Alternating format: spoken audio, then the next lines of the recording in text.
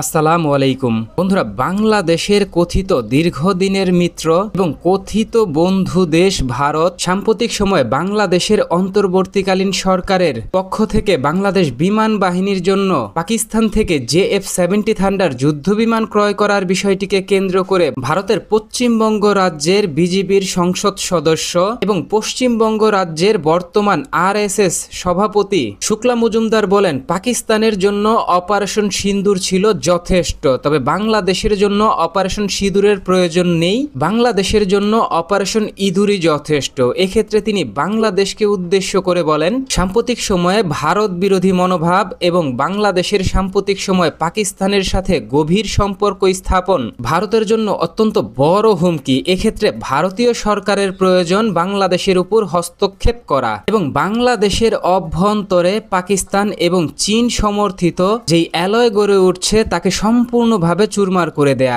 এক্ষেত্রে ভারতের জন্য এটা হবে বড় বিজয়, কারণ ভারত মনে করে বাংলাদেশ চীন পাকিস্তানের সমর্থনে ভবিষ্যতে ভারতের জন্য বড় মাথা ব্যথার কারণ হবে, কারণ ভৌগোলিকভাবে বাংলাদেশের অবস্থান ভারতের মধ্যবর্তী অঞ্চলে, পাশাপাশি বঙ্গোপসাগরের গভীরে বাংলাদেশের যেই ভৌগোলিক অবস্থান রয়েছে, এই ধরনের স্পর্শকাতর অবস্থানে ভারত বিরোধী চীন এবং পাকিস্তানের উপস্থিতি ভারতের জন্য অত্যন্ত পীড়াদায়ক একটি বিষয় হিসেবে কাজ করবে এবং ভবিষ্যৎ ভারতের জন্য বড় ধরনের হুমকি তৈরি করবে। তাই ভারতের উচিত এই মুহূর্তেই বাংলাদেশের অভ্যন্তরে তাদের যে রাজনৈতিক মিত্ররা রয়েছে তাদের মাধ্যমে পাকিস্তান এবং চীন বিরোধী যেই শক্তি রয়েছে তাদেরকে অ্যাক্টিভ করা এবং বাংলাদেশ থেকে পাকিস্তান এবং চীনকে বিতাড়িত করা। এখন দেখুন, ভারতের পক্ষ থেকে এখনো অবধি বেশ কয়েকবার বাংলাদেশের সাবেক প্রধানমন্ত্রী শেখ হাসিনাকে বেশ কয়েকবার প্রস্তাব দেয়া হয়েছে ভারতীয় যুদ্ধ বিমান, ভারতীয় হেলিকপ্টার সহ ছোট বড় বেশ কিছু সমরাস্ত্র ক্রয় করার জন্য। এক্ষেত্রে ভারতের রপ্তানির আগ্রহের শীর্ষে ছিল ভারতের কথিতভাবে অত্যন্ত শক্তিশালী যুদ্ধ বিমান তেজাস। অত্যন্ত স্পর্শকাতর এই বিষয়টিকে কেন্দ্র করে বাংলাদেশের সাবেক প্রধানমন্ত্রী শেখ হাসিনা বহুবার চেষ্টা করেছে বিমান বাহিনী প্রধানকে এই যুদ্ধ বিমান ক্রয় করার জন্য রাজি করাতে, তবে বাংলাদেশ বিমান বাহিনী প্রতিবারই কিন্তু ভারতের হালের তৈরি এই যে থার্ড ক্লাস যুদ্ধ বিমান রয়েছে তাকে অ্যাভয়েড করেছে এবং ভারতীয় এই প্রস্তাবকে সরাসরি প্রত্যাখ্যান করেছে। বন্ধুরা, নিশ্চয়ই আপনারা অবগত আছেন সাম্প্রতিক সময়ে দুবাই এয়ার শোতে ভারতীয় যুদ্ধ বিমান এই হাল তেজাস কিন্তু অংশগ্রহণ করেছিল এবং যুদ্ধকালীন পরিস্থিতির সক্ষমতা দেখাতে আকাশে যখন ফ্লাই করছিল তখন কিন্তু এই যুদ্ধ বিমানটির ইঞ্জিন ফেইলিয়ার হয়ে সরাসরি এই ভারতের কথিত অত্যন্ত শক্তিশালী হাল তেজাস যুদ্ধ বিমানটি ক্রাশ করে এবং ঘটনাস্থলে ভারতীয় পাইলট নিষ্ক্রিয় হয়ে যায়। এখন প্রশ্ন হচ্ছে, ভারতের এই যে অত্যন্ত শক্তিশালী যে যুদ্ধ বিমান হাল তেজাস, এই হাল তেজাস যুদ্ধ বিমানে কিন্তু রয়েছে অত্যন্ত শক্তিশালী ইমার্জেন্সি সিট ইজেকশন সিস্টেম। এখন প্রশ্ন হচ্ছে, ভারতীয় এই পাইলট কেন সিট ইজেক্ট করে বের হয়ে নিজের জীবন বাঁচাতে পারলো না, নিজের প্রাণ বাঁচাতে পারলো না? অত্যন্ত স্পর্শকাতর এই বিষয়টিকে কেন্দ্র করে আন্তর্জাতিক বহু সমরাস্ত্র বিশ্লেষক ইতিমধ্যেই নিজেদের মতামত প্রকাশ করতে গিয়ে বলেছেন, যদিও ভারত বলে এটা তাদের নিজস্ব প্রযুক্তিতে তৈরি, তবে ভারতের এই যুদ্ধ বিমান তৈরি করতে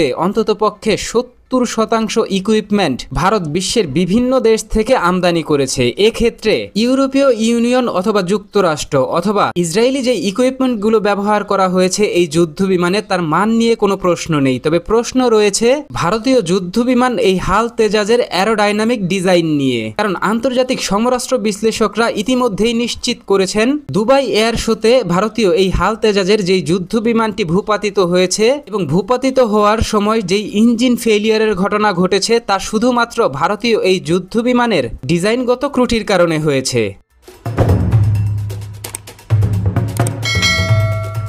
বন্ধুরা, নিশ্চয়ই আপনারা অবগত আছেন ভারতের এই হাল গ্রুপ কথিতভাবে নিজস্ব প্রযুক্তিতে তৈরি অত্যন্ত শক্তিশালী এই হাল তেজাস যুদ্ধ বিমানটিকে ভারতীয় বিমান বাহিনীকে বেশ কয়েকবার অফার করেছে এবং ঠিক একইভাবে এই হাল গ্রুপ কিন্তু ভারতের নৌবাহিনীকেও এই হাল তেজাস যুদ্ধ বিমানটি অফার করেছে। তবে ভারতীয় নৌ এবং বিমান দুই বাহিনী এই যুদ্ধ বিমানটি টেস্ট ফ্লাইট পরিচালনা করার পরবর্তী সময়ে সরাসরি নিজস্ব প্রযুক্তিতে তৈরি এই যুদ্ধ বিমানটিকে রিজেক্ট করেছে। এক্ষেত্রে ভারতীয় প্রতিরক্ষা মন্ত্রণালয়ের পক্ষ থেকে নিশ্চিত করা হয়েছে এই যুদ্ধ বিমানের পারফরমেন্স মোটেও ভারতীয় বিমান বাহিনী অথবা আন্তর্জাতিক মানের যে যুদ্ধ বিমানগুলো কোয়ালিটি স্ট্যান্ড মেনটেন করে তা পূরণ করতে সক্ষম নয়। যে বিষয়টিকে কেন্দ্র করে ভারতের পক্ষ থেকে প্রতিনিয়তই এই যুদ্ধ বিমানটিকে আপগ্রেড করা হয়েছে এবং পুশ করা হয়েছে ভারতীয় নৌ এবং বিমান বাহিনীকে। তবুও প্রতিবারই রিজেক্ট করেছে এই যুদ্ধ বিমানটিকে ভারতীয় সশস্ত্র বাহিনী। তবে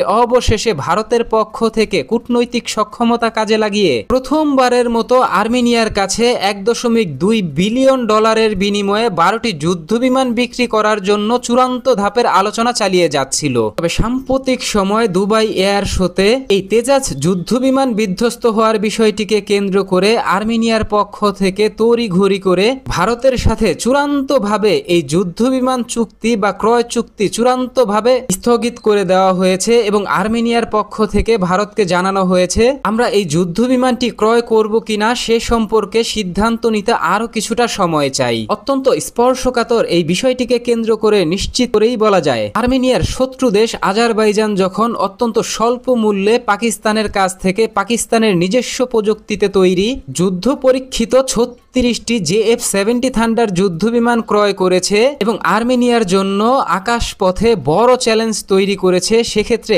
আর্মেনিয়ার মতো দেশ এই যুদ্ধ বিমানের চ্যালেঞ্জ মোকাবেলা করতে কখনোই ভারতের তৈরি এই তেজাস যুদ্ধ বিমান আর ক্রয় করবে না। এখন দেখুন, বাংলাদেশ যখন চীনের সাথে সম্পর্ক উন্নয়ন করছে এবং চীনের পক্ষ থেকে যখন ধীরে ধীরে বাংলাদেশকে শক্তিশালী সামরিক বাহিনী গঠন করার বিষয়টিকে কেন্দ্র করে বিভিন্ন ধরনের সমরাস্ত্র দীর্ঘমেয়াদী কিস্তির মাধ্যমে বাংলাদেশকে প্রস্তাব করেছে, বিশেষ করে জে-10সির মতো অত্যন্ত শক্তিশালী যুদ্ধবিমান প্রস্তাব করেছে এবং অত্যন্ত শক্তিশালী চীনা সাবমেরিনগুলো প্রস্তাব করেছে, তখনই কিন্তু ভারতের পক্ষ থেকে ভারতীয় লবি কাজে লাগিয়ে বাংলাদেশের এই যুদ্ধ বিমান অথবা সাবমেরিন ক্রয় করার যে প্রোগ্রামগুলো ছিল তা চূড়ান্তভাবে বাতিল করতে সক্ষম হয়েছে ভারতীয় নরেন্দ্র মোদী সরকার। তবে বর্তমান সময়ে ডাক্তার ইউনূসের যেই অন্তর্বর্তীকালীন সরকার রয়েছে তারা কিন্তু ভারতীয় হুমকি মোকাবেলা করে সরাসরি ধীরে ধীরে পাকিস্তানের সাথে সম্পর্ক উন্নয়ন করছে এবং পাকিস্তান থেকে বিভিন্ন ধরনের সমরাস্ত্র ক্রয় করার জন্য ইতিমধ্যেই আলোচনা চালিয়ে যাচ্ছে। ঠিক একইভাবে চীনের সাথেও সম্পর্ক উন্নয়ন করা হচ্ছে এবং চীন থেকে শোনা যাচ্ছে ইতিমধ্যেই বাংলাদেশ বিমান বাহিনীর জন্য অজানা সংখ্যক জে-10সি যুদ্ধ বিমান ক্রয় করার জন্য চূড়ান্ত ধাপের আলোচনা চালিয়ে যাচ্ছে। যে বিষয়টিকে কেন্দ্র করে বাংলাদেশ অথবা চীনের পক্ষ থেকে যে কোনো সময় ঘোষণা আসতে পারে যে বাংলাদেশ বিমান বাহিনী চীন থেকে অত্যন্ত শক্তিশালী HQ-9B আকাশ প্রতিরক্ষা ব্যবস্থা কিনেছে, যেটা সরাসরি ভারতের যুদ্ধ বিমানগুলোকে প্রতিহত করেছে ভারত পাকিস্তান যুদ্ধে। ঠিক একইভাবে অত্যন্ত শক্তিশালী সিঙ্গেল ইঞ্জিন জে-10সি যুদ্ধ বিমান ক্রয় করেছে। তবে এখন দেখার বিষয় আনুষ্ঠানিকভাবে চীন এবং বাংলাদেশ কোন পক্ষ এই নতুন সমরাস্ত্র ক্রয় চুক্তির বিষয়গুলোকে কেন্দ্র করে আনুষ্ঠানিকভাবে ঘোষণা করে।